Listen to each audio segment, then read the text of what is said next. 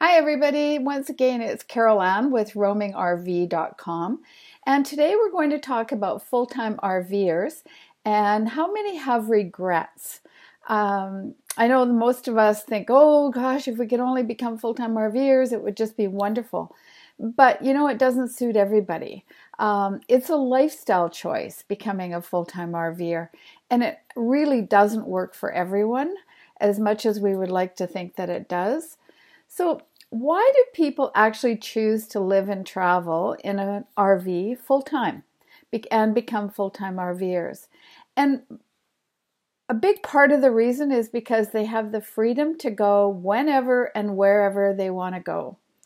They untangle themselves from all the trappings of a normal living arrangement, with a house and a yard and furniture and that type of thing.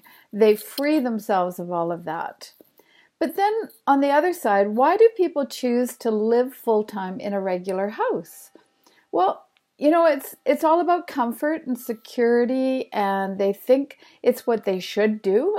We've been taught, our generation anyway, all these years that, you're supposed to grow up, get a good job, get married, have a house, have children, and that's a choice too.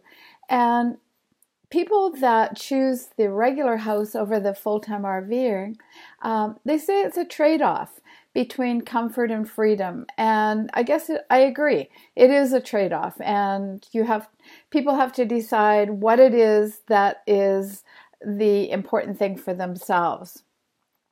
So first of all, let's talk about living in a house.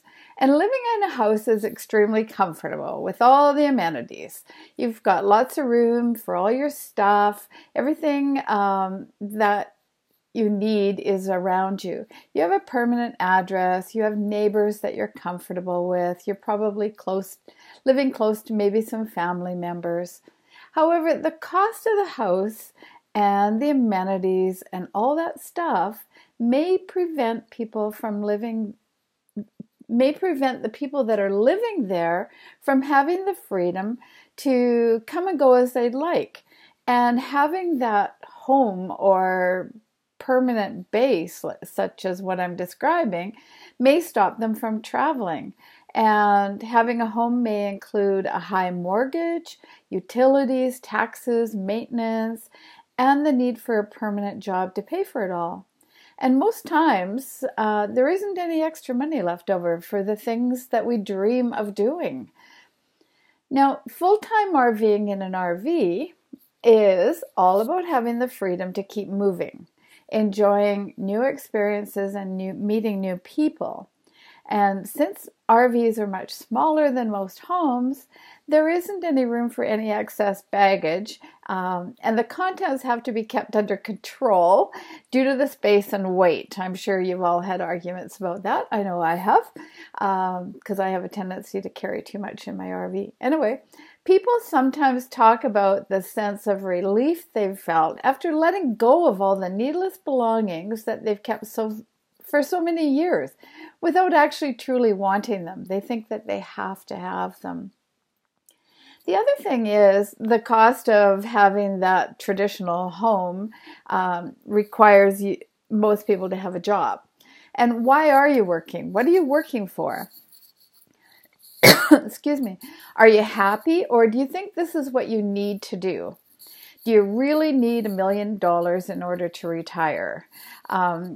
The choice of lifestyle will determine how much money you actually need. Once again, it's a trade-off, and each person decides for themselves what is important. Is it comfort or freedom? So on my side of the fence, I choose freedom. I get bored easy, really easy, and I get itchy feet, and I like to keep moving. And yes, having a home is nice, but for myself personally, not at the expense of not being able to travel. For me, it's not worth it. But on the other hand, it isn't the same for a lot of other people that I know. They need the security of having a permanent roof over their head and having their collection of belongings that they've gathered over the years around them. That's what's important to them. You know, but then it can also, people kind of keep putting it off. And what if it becomes too late? How many people do you know who've worked all their lives to save money for their retirement and then find they're too old to enjoy themselves, or their health prevents them from doing the things they've always wanted to do? And I know quite a few who've passed away in their 50s and 60s without even getting to enjoy the freedom of retirement or collect a pension for that matter. And I wonder if I had a chance to ask them now what choices they would have made differently if they had known that their lives were going to be cut short. And I question as well whether we really need all those things that we work so hard for. How important are they really? So, how much does it cost to become a full-time RVer? How much does the RV need to cost? The next thing is the cost of the RV, and some people say they can't afford the RV that they really want, so instead of compromising, they stay at home. Full-time RVing is not about the RV, okay? It really isn't about the RV. It's what living in the RV can do for you. And it gives you the freedom to keep moving and enjoying yourself. And I really seriously believe it can be done in a big motorhome or a small trailer. I truly believe this. It's the journey and not the destination. Okay, I'm partial to being able to travel, and I don't need all those expensive toys. And yes, they're nice, and I would love to have them, but I don't need them. We have become a very transient society anyway, and with modern technology, it's extremely easy to stay in touch and take care of our personal obligations if that's a concern. What it comes down to is about choices. I hate that word, but it really does. It comes down to about choices. Full-time RVing is a lifestyle choice. And although I think it's fantastic, there's definitely a few who don't agree with me, and that's okay. What might be right for me does not have to be right for them. That's why we all have choices. So I'm asking you, what is your choice? Do you choose to become a full-time RVer, or do you choose an alternate lifestyle? And there's no right or wrong answer. So once again, it's Caroline with RVing.com. And I hope that you've gained something from this video. If you get a chance, go to my blog, RVing.com, and sign up. You'll get a free budget report and telling you or explaining to you how and what you need to budget for full-time RVing.